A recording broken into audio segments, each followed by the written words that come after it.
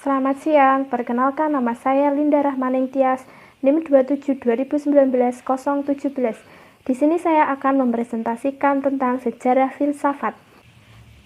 Dari gambar piramida tersebut, apa yang muncul di benak Anda? Bagaimana cara pembuatan piramida pada waktu itu? Piramida merupakan salah satu keajaiban dunia. Ternyata pembuatannya menerapkan geometri dan matematika. Ini menunjukkan bahwa cara pikir yang sudah tinggi di masa yang lampau. Filsafat muncul pada peradaban kuno atau masa Yunani. Perkembangan filsafat dibagi menjadi 4 masa, yaitu masa Yunani, masa abad pertengahan, masa abad modern, dan masa abad dewasa ini.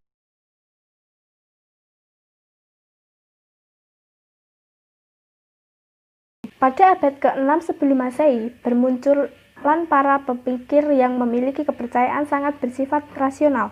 Tuhan tidak lagi terpisah dengan manusia, melainkan menyatu dengan kehidupan manusia. Sistem kepercayaan yang natural religius berubah menjadi sistem kultural religius. Ahli pikir pertama kali yang muncul adalah Thales, tahun 625 sampai 545 sebelum Masehi, yang berhasil mengembangkan geometri dan matematika. Lysippos dan Demokritos mengembangkan teori materi. Hippocrates mengembangkan ilmu kedokteran. Euclid mengembangkan geometri edukatif. Socrates mengembangkan teori tentang moral. Plato mengembangkan tentang teori ide. Aristoteles mengembangkan teori tentang dunia dan benda serta berhasil mengumpulkan data 500 jenis binatang. Yang kedua adalah masa abad pertengahan. Masa ini diawali dengan lahirnya filsafat Eropa. Pada abad pertengahan pun dipengaruhi oleh kepercayaan Kristen. Artinya, pemikiran filsafat abad pertengahan didominasi oleh agama.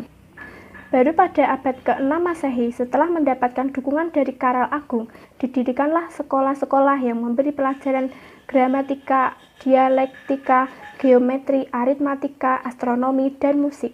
Pada abad ke-13 yang ditandai berdirinya universitas-universitas dan ordo-ordo. Periode skolastik Islam ini berlangsung tahun 850 sampai 1200. Patuhnya kerajaan Islam di Granada, Spanyol tahun 1492, mulailah kekuasaan politik barat mengarah ke timur. Peralihan dari abad pertengahan ke abad modern dalam sejarah filsafat disebut sebagai masa peralihan atau masa transisi, yaitu munculnya Renaissance dan humanisme yang berlangsung pada abad 15 sampai 16. Muncullah Renaissance dan humanisme inilah yang mengawali masa abad modern.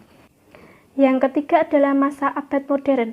Pada masa abad modern ini, pemikiran filsafat berhasil menempatkan manusia pada tempat yang sentral dalam pandangan kehidupan sehingga corak pemikirannya antroposentris, yaitu pemikiran filsafat mendasarkan pada akal pikir dan pengalaman. René Descartes tahun 1596 sampai 1650 sebagai bapak filsafat modern yang berhasil melahirkan suatu konsep dari perpaduan antara metode ilmu alam dan ilmu pasti ke dalam abad filsafat. Pada abad ke-18, perkembangan pemikiran filsafat mengarah pada filsafat ilmu pengetahuan. Abad ke-19, perkembangan pemikiran filsafat terpecah belah. Pemikiran filsafat pada saat itu telah mampu membentuk suatu kepribadian tiap-tiap bangsa dengan pengertian dan caranya sendiri. Yang keempat yaitu masa abad dewasa ini, atau biasa yang disebut filsafat abad ke-20 atau filsafat kontemporer. Disebut filsafat kontemporer karena pemikiran filsafat abad ke-20 ini memberi perhatian yang khusus pada bidang bahasa dan etika sosial. Pertama abad ke-20 ini timbul aliran-aliran filsafat seperti neotisme, neokantianisme, neo-hegelianisme, kritikal ilmu, historisme, irasionalisme, neo-vitalisme, spiritualisme, dan neopositifme. Akhir abad ke-20 muncul aliran filsafat yang lebih dapat memberi corak pemikiran seperti filsafat analitik, filsafat eksistensi, strukturalisme, dan kritikal sosial. Manfaat belajar filsafat. Apa sih manfaatnya belajar filsafat itu? Manfaat belajar filsafat umumnya menjadikan manusia lebih bijaksana dalam memahami pemikiran yang ada dari sisi mana pemikiran itu disimpulkan, memahami dan menerima sesuatu yang ada dari sisi mana keadaan itu ada. Kesimpulan dari perkembangan filsafat ini adalah hakikatnya berpikir secara filsafat dapat diartikan sebagai pikiran yang sangat mendalam sampai hakikat, atau berpikir secara global menyeluruh, atau berpikir yang dilihat dari berbagai sudut pandang pemikiran atau sudut pandang ilmu pengetahuan. Sekian dari saya. Terima kasih.